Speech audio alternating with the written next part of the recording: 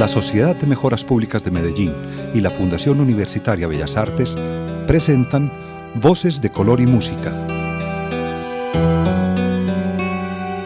un programa radial para hablar del arte y sus creadores. Escúchenos todos los viernes a las 9 de la noche en los 101.9 de la emisora cultural Universidad de Antioquia. Y los domingos a las 9:30 de la mañana en el Sistema de Radio Educativa.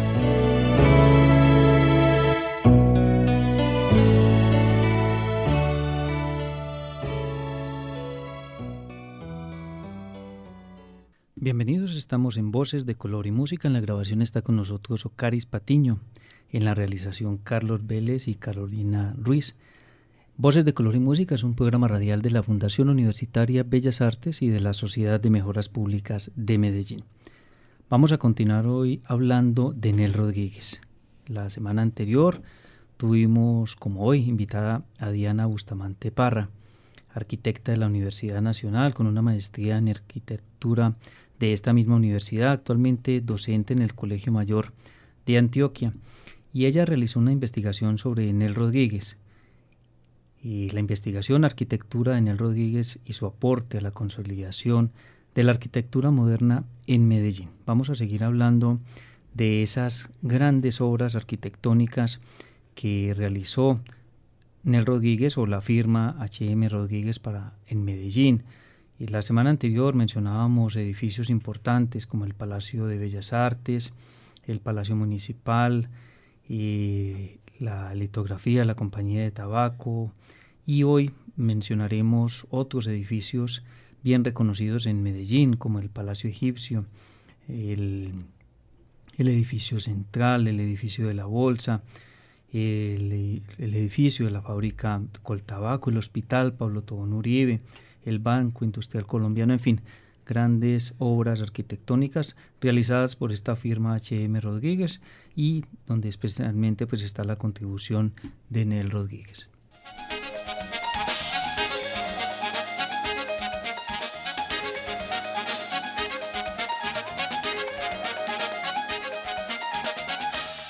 Muchas gracias, Diana Bustamante Parra, por estar nuevamente con nosotros en Voces de Color y Música.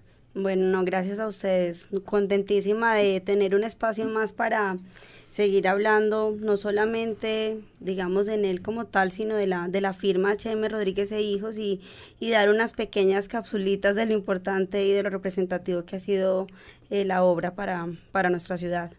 Invitamos a los oyentes del programa radial Voces de Color y Música para que visiten la exposición que se encuentra actualmente en la Sala de la Vélez del Palacio de Bellas Artes. Allí con entrada libre podrán apreciar partes de la investigación realizada por Diana Bustamante Parra, fotografías, textos que dan cuenta de estos edificios, de estas obras arquitectónicas que hacen parte de la arquitectura moderna de Medellín, realizados por esta firma de H.M. Rodríguez y de Nel Rodríguez.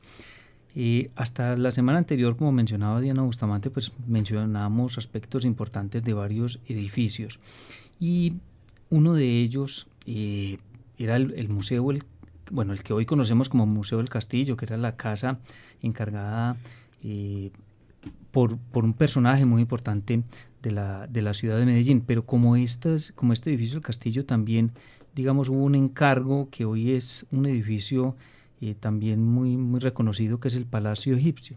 Sí, el Palacio Egipcio lo podemos ubicar todavía en Sucre con Cuba, eso es Prado Centro. Realmente hace parte de un encargo muy particular del primer optómetra de la ciudad, que es Fernando Estrada. Él realmente era un apasionado y un estudioso de la cultura egipcia, inclusive realizó estudios sobre esto en París y también de astronomía, y eso influyó directamente en la idea que tenía de la casa o la casa que quería para su familia aquí en Medellín. Este encargo venía realmente de la mano ya de unos preceptos, de un tipo como de estilo de la arquitectura, y buscó no solamente en él, sino también en Bernardo Vieco. La semana pasada hablamos que Bernardo Vieco fue el escultor que ayudó a elaborar las cabezas del edificio Víctor, y nuevamente se lo encuentran en el Palacio Egipcio y ayudó también a darle como todos esos detalles y esas características que tiene el Palacio Egipcio. En el caso del castillo, Diego Echavarría Misas entonces le dice a Nel Rodríguez o la firma de arquitectos, yo quiero que mi casa sea así. Es correcto. Y en este caso específico entonces también el Palacio Egipcio, y desde el primer momento se denominó como Palacio Egipcio. Sí, pues era la residencia de la familia Estrada, pero cuando él les presenta el proyecto dice que quieres que sea un palacio que haga la remembranza de lo que es la cultura y las construcciones egipcias. Inclusive en algunos escritos cuentan que en un momento era un poco como un tabú en la construcción, ¿cierto? Tal vez decía que era un poco ocultista, que se practicaban ritos, la iglesia a veces como que juzgaba a la gente que se acercaba a la casa, pero hacía parte también como de la curiosidad que para 1932 tenía una vivienda y sobre todo en ese sector. Sí, muy, muy particular y muy distinta a las casas del barrio Prado, donde también hubo varias casas construidas por Nel Rodríguez. Sí, realmente en la exposición que mencionabas ahora que estamos haciendo en Bellas Artes, se hace una reseña rápida de algunas de las viviendas, aunque realmente entre el 25 y el 40 pudieron haber construido más de 20 casas. Actualmente hay muy poca información sobre ellas, algunas están altamente modificadas, otras han sido demolidas, pero los encargos residenciales fue uno de los fuertes de la firma y hay una variedad, digamos, tanto de estilos como de tamaños, de tipologías de vivienda que experimentó también la firma durante esos años. Esas casas fueron construidas entonces entre 1925 y 1943. Pero si siguiéramos como con ese orden cronológico de las construcciones, hay dos edificios que podemos mencionar de 1938, el edificio Gutenberg y el edificio Central. Sí, el Gutenberg pues viene siendo un proyecto que retoma muchos elementos de lo que hablamos del Palacio Municipal. Es un edificio en ladrillo, ¿cierto?, que muestra unos pórticos al exterior, hace un uso, digamos, extensivo también de las vidrieras y de manera similar al edificio Víctor, empieza a incorporar el uso del ladrillo en un edificio comercial. Es un edificio que aún mantiene su uso y que está ubicado en la carrera 52 con calle 51 sobre Carabobo. ¿Y el edificio Central? Bueno, el edificio Central creo que marca una pauta importante durante esta mirada rápida de la obra. El edificio Central es un proyecto en el cual se marca ya una visión de lo que empezaban él a imprimir de esa modernidad, de esas formas simples, inclusive esas curvas. Este edificio, para que lo ubiquemos, queda sobre la avenida 1 de Mayo, bajando por el edificio Coltejer, y él hace una curva, ya viene como con toda esa idea de lo náutico, de la evocación de los barcos. Inclusive hay unas primeras muros cortinas que son superficies, digamos, vidriadas, que muestran un avance técnico, y este edificio hace parte pues de la Cervecería Unión y después de la Caja de Crédito Agrario. Aún se utiliza para oficinas, aunque se ha transformado bastante su primer piso para usos de comercio. Entre tantos edificios tan importantes para Medellín y muchos de ellos ubicados en el centro de la ciudad, hay uno que es muy significativo y es el edificio de la Bolsa, que de alguna manera pues lo que hace es congregar allí como todo el poder económico de Medellín. Este edificio es de 1945, hoy pues el edificio todavía está en uso, pero en uso como un centro comercial y también de oficinas, pero por mucho tiempo funcionó pues allí la Bolsa de Medellín. Sí, el edificio de la Bolsa inicialmente era para el Banco de la República, después se convirtió pues en la Bolsa de Valores, y era un reto porque no tenían nada más que pensar en cómo responder al lado de una iglesia y en el Parque Berrío. Entonces era el retomar lo que venían ellos haciendo, pero ahora en un edificio en altura. Los edificios que hemos hablado hasta el momento han sido construcciones de 2, 3 pisos, pero este es como ese primer desarrollo en altura y sobre todo mostrando pues como ese poderío. Hay un detalle muy importante que es el portón de este edificio. También participa Bernardo Vieco, él hace un cóndor que todavía se puede percibir, y ese frontón, toda esa puerta está forrada también en un material de bronce que remembraba como esa fortaleza o como esa solidez del banco. Eso todavía se mantiene y se puede como percibir a pesar del tiempo. Saliéndonos del centro de Medellín, aparecen ya 12 edificios también. Uno de ellos es una fábrica, la fábrica de Coltabaco, y el otro es el Hospital Pablo Tobón Uribe. Pero la fábrica de Coltabaco, ubicada al sur de la ciudad, también es muy significativa. Bueno, cuando hablamos de la obra, digamos como tal de Nel Rodríguez, separándonos un poquito de la oficina, creo que Coltabaco es el punto de quiebre. El Coltabaco es un proyecto que aparece realmente diseñado por Nel y por su primo John Sierra, pero es un edificio en el cual todos los principios modernos, de los cuales él había estudiado y empezaba a incorporar en otros proyectos, llegan como a su consolidación. ¿Como cuáles? Hay una, digamos, simplicidad volumétrica, hay unas ventanas ya completas, ya no son como simples vanos como veíamos, hay un manejo del asoleamiento, del clima y la ventilación, y sobre todo que esto no es solamente un edificio, es un conjunto industrial. Uno recuerda tal vez mucho el edificio alargado que vemos desde la autopista, pero esto es todo como una ciudadela industrial donde hay casinos, restaurantes, bodegas, y todo eso hace parte, digamos, del proyecto, que como producción es un manifiesto arquitectónico muy importante que aún tenemos. Ese edificio es de 1948. Sí, es correcto. Y ya en 1949 hay un proyecto que es el del Hospital Pablo Tobón Uribe, ya ubicado en el occidente, en el noroccidente de la ciudad. Y pues ese edificio pues ha ido creciendo mucho, pues el hospital ha desarrollado muchas otras torres, digamos, pero el original entonces es la obra de Nel Rodríguez. Sí, vamos a ver de aquí en adelante que vamos a encontrar muchos edificios ya más como institucionales, de carácter cultural o en este caso hospitalarios, porque para el 48 ya Nel hacía parte de planeación municipal, inclusive fue el jefe del plan regulador de Medellín, entonces ya tenía más también una conciencia como global de la ciudad y para dónde iba. Entonces este tipo de proyectos como el Hospital Pablo Tobón lo lleva no solamente a enfrentarse con un reto diferente a los edificios de comercio y de vivienda, sino estudiar mucho el modelo de hospital norteamericano.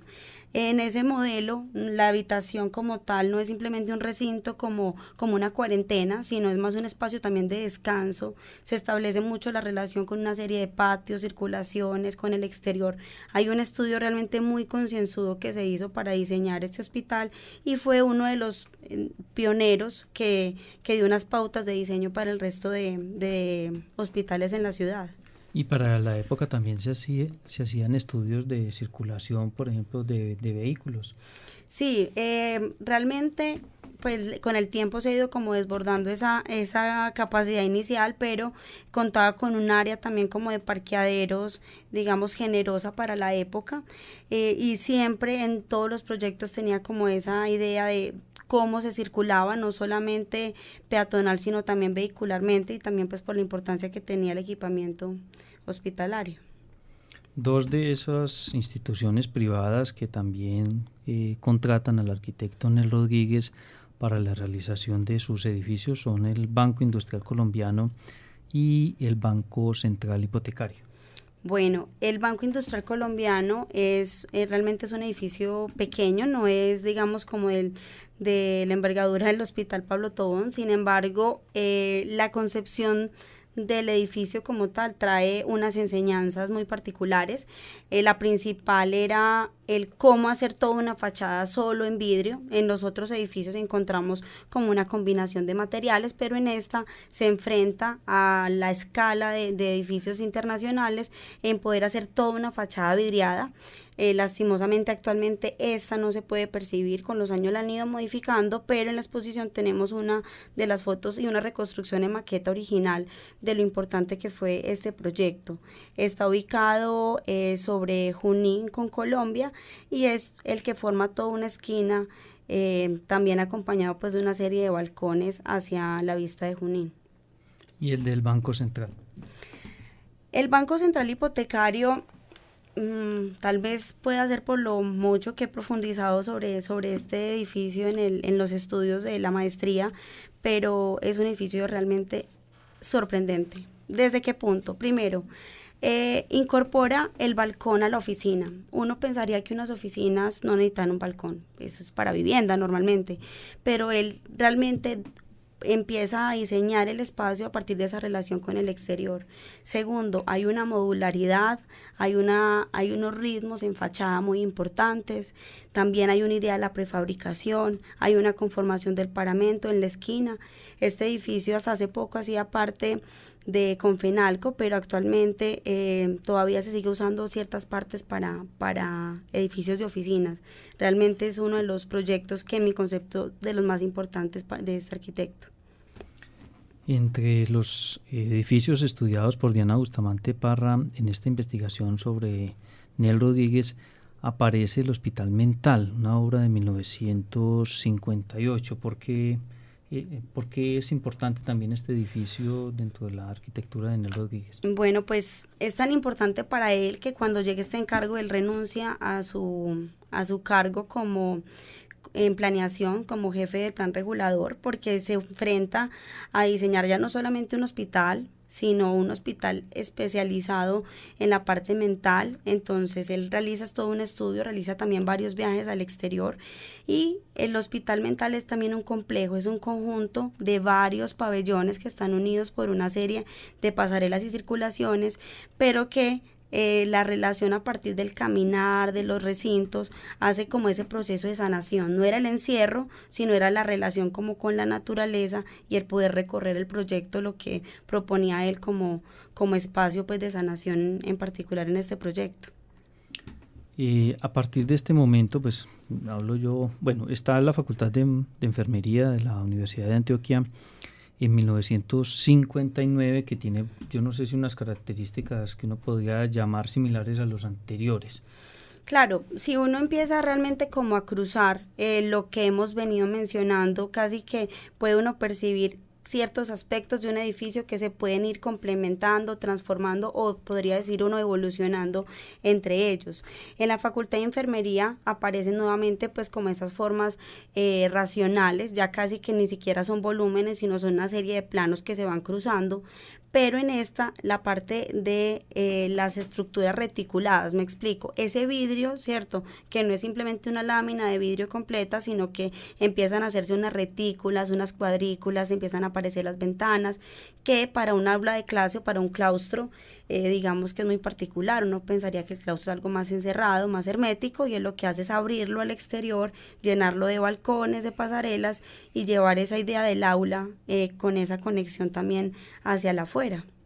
Le hacía esa pregunta a Diana Bustamante de esa manera porque mi desconocimiento de arquitectura, me parece que los tres edificios que vamos a mencionar a continuación como que se salen un poco como de esa idea que veníamos hablando de los anteriores edificios, es decir, el de Fabricato, o el Hospital Paulo Tobón, o el del Banco Industrial Colombiano. Es el Seminario Mayor, la Iglesia de Santa Gema y el Teatro Paulo Tobón Uribe.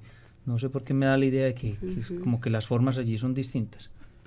Bueno, tal vez el tipo de programa, el uso es muy diferente, pero por ejemplo quiero señalar el Seminario Mayor, al igual que el Coltabaco, es un conjunto, ¿cierto? No es un edificio solo, sino como una serie de edificios se relacionan como en un campus. En el Seminario Mayor no solamente está la cúpula, está el comedor, están las residencias, sino también hay un espacio muy particular que antecede la cúpula, la parte de la capilla, que es una estructura plegada en concreto. Esa estructura plegada luego la retoma en Santa Gema, y a la misma vez en el comedor del Seminario Mayor retoma las estructuras reticuladas que mencionaba hace un momento en la facultad. Entonces hay elementos que se van combinando, ¿cierto? No pierde un hilo conductor en su obra, tampoco se vuelve a lo repetitivo, pero sí va generando como un sello, sobre todo una técnica constructiva entre esos diferentes proyectos, ¿cierto? Hay un edificio que es o más bien la capilla del Colegio San José, el que queda en Boston. También tiene, digamos, como esas mismas formas de la capilla entonces del seminario. Bueno, la capilla del seminario realmente en su forma geométrica es bastante exacta, ¿cierto? La capilla del Colegio San José haces unos ritmos a partir de la luz, a partir de esos vitrales, que uno lo podría relacionar un poco con lo que pasa en Santa Gema. En Santa Gema, entre esos pliegues, se van generando también esas aberturas y esos vitrales con colores que nos permiten establecer esa conexión, pero obedecen pues como a una idea tomada, digamos, como desde dos puntos de partida, más geométrico y el otro más formal, más rítmico. Visitando uno la iglesia de Santa Gema, pues he escuchado a algunas personas comentar que es rara. Quizás es un término que tal vez he escuchado. Puede, si le parece hoy rara a una persona, ¿qué sucedió en 1964 cuando se construye? Sí, a ver, cuando inicié la investigación no conocía que este proyecto era de él, me sorprendí inicialmente porque aunque ya habíamos visto ciertos edificios eclesiásticos, no habíamos encontrado pues una iglesia sobre todo de esta importancia, pero yo creo que sobre todo era primero porque ya tenía un renombre en el medio, era importante y le creían ya como diseñador, como arquitecto, y segundo por la importancia técnica que tenía. La iglesia de Santa Gema es una sola, digamos, coraza plegada, lo que es cubierta también es cerramiento, también es estructura, entonces puede que también por esa parte como esa innovación o ese desarrollo industrial que ha destacado la ciudad le permitió abrirse campo y que lo apoyaran pues con un proyecto como tan particular. Pero además de eso está el altar, la posición del altar, la ubicación de las bancas para los fieles como que rodean ese altar. Claro, rompe como la simetría. Si uno ve, digamos, desde el costado lateral de la iglesia, pensaría que simplemente uno entra y hay como una dirección muy marcada, pero en esto lo que se hace es lo contrario, como romper esa simetría con esa disposición de las sillas que mencionas y así generar como una percepción diferente del espacio a la tradicional de la iglesia, donde hay una línea muy marcada y siempre rematamos pues con el altar. Creo que es una idea más como de congregarse alrededor de y no solamente como direccionado hacia el altar. Y la otra es la posibilidad de que la luz penetre a la iglesia todo el tiempo. Sí, y eso se intercala inclusive pues con esos elementos de concreto que mencionaba ahora, de una manera digamos como muy natural, no se ve como algo forzado, sino parte de esa misma composición que propone. La iglesia inclusive también se mencionaba a veces que ha tenido ciertos problemas pues acústicos, pero creo que dentro de lo que se podía como prever es un excelente edificio para un uso de estos. Bueno, y hablando de acústica, el último edificio, digamos, público importante de Enel Rodríguez es el Teatro Pablo Tobón Uribe, una obra de 1967. Bueno, sí, el Teatro Pablo Tobón Uribe también tiene esos componentes que mencionábamos ahora, por ejemplo, esa estructura plegada que mencionaba en el seminario en Santa Gema, aparece aquí también en la cubierta, ya tiene un rigor técnico mucho más avanzado, todo el espacio interior del teatro se realizan todos los estudios, toda la parte posterior con toda la... todos los elementos pues para la puesta en escena. Además de eso tiene una conexión urbana muy importante a partir de este pórtico que encontramos aún, y es ese último proyecto que realiza en él y que aún así pues mantiene como esa línea o ese hilo conductor dentro de su obra. ¿Por qué si Enel Rodríguez muere en 1996? Su última obra como importante, pues hablando de edificios, es en 1967. Bueno, aunque la firma como tal H.M. Rodríguez e Hijos, digamos, ya no estaba ni su padre ni su abuelo, él había seguido con la oficina, pues firmando, digamos, a su nombre y el de sus primos, pero en 1973 se cierra oficialmente y él se concentra más que todo a la docencia. Él es docente en la Universidad Pontificia Bolivariana y también la Nacional. Sé que después también recibe algunos encargos ya en ciertos municipios para hacer algunas iglesias, pero se dedica mucho a la docencia principalmente. Y finalmente, Diana Bustamante, ¿podría uno decir que Enel Rodríguez es como de los arquitectos más importantes en Medellín o en Antioquia de toda una época? Totalmente, Yo creo que trasciende más allá de nuestro territorio, que a nivel Colombia, realmente inclusive latinoamericano, lo puede comparar uno con varios arquitectos de esa época. Es un innovador, realmente desafió pues una estética y realmente vale la pena y es muy enriquecedor conocer su obra. Invitamos a los oyentes del programa radial Voces de Color y Música para que conozcan estas obras de Nel Rodríguez en fotografías con textos que se encuentran en la sala de la Diobeles del Palacio de Bellas Artes. Allí puede ser visitada con entrada libre la muestra, de lunes a viernes de 8 de la mañana a 6 de la tarde, los sábados de 8 de la mañana a 12 del día. Y agradecemos mucho a Diana Bustamante Parra por compartir con nosotros toda esta información sobre Nel Rodríguez y esta contribución de este arquitecto a la arquitectura, a la consolidación más bien de la arquitectura moderna de Medellín. Muchas gracias, Diana. Muchas gracias, aquí estaremos atentos y los esperamos a todos en la muestra. Agradecemos a Ocaris Patiño, quien estuvo con nosotros en la grabación del programa radial Voces de Color y Música, que les recuerdo pueden ustedes también reproducir, escuchar en YouTube, en el canal que tenemos allí del programa radial Voces de Color y Música.